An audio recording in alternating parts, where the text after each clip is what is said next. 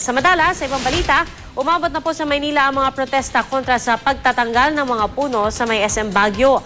At bagamat inutos ng COLTE na pansamantalang itigil ang pagtatanggal ng puno sa mall, nakunod po ng GMA News na tuloy pa rin ang paghuhukay sa loob ng kanilang compound. Balita hatid ni June Veneracion. Inabot ng gabi ang protesta sa harap ng SM Baguio City. Umabot pa sa puntong nagkasigawan at nagkatulakan ng mga ralista at mga gwardya ng mall. Nagugat ang kontrobersya sa ginagawang SM parking lot kung saan nagtatanggal ng mga puno para sa expansion. Naglabas ang Baguio RTC ng 3 araw na Temporary Environmental Protection Order laban sa SM. Sa kabila nito, nakuna ng GMA News ang patuloy na paghukay sa loob ng compound ng mall. Huwag niyo pong ituloy yung ginagawa ninyo ngayong gabi. Don't push us too far. Because we can proceed against you legally. That's part of our functions. That while there's the process that was done earlier, and then it was stopped. So naka-standby lang po as part of the monitoring process.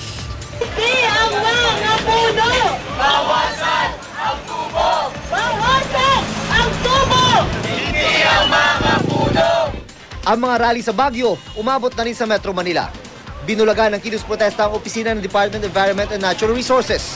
Ang panawagan ng Kabataan Party List sa DENR, bawiin ito ang permit na ibinigay sa SM para magputol at maglipat ng puno mula sa kanilang mall sa Baguio City.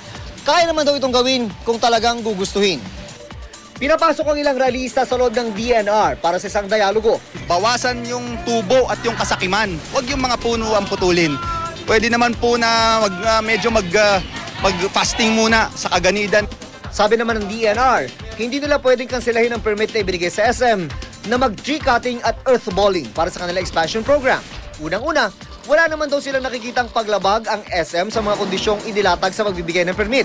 Definitely, we cannot prevent somebody from doing development sa property niya.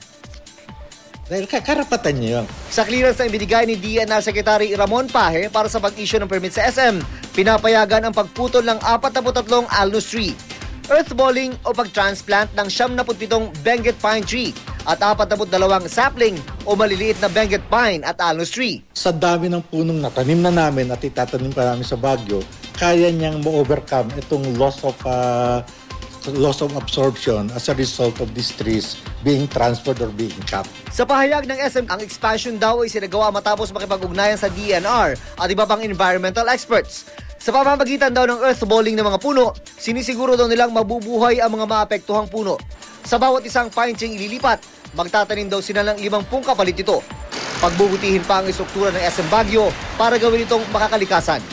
Pero para sa mga environmentalist na nagpuprotesta, kahit ilang puno lang ang pinag-uusapan, mahalaga pa rin yun sa kalikasan.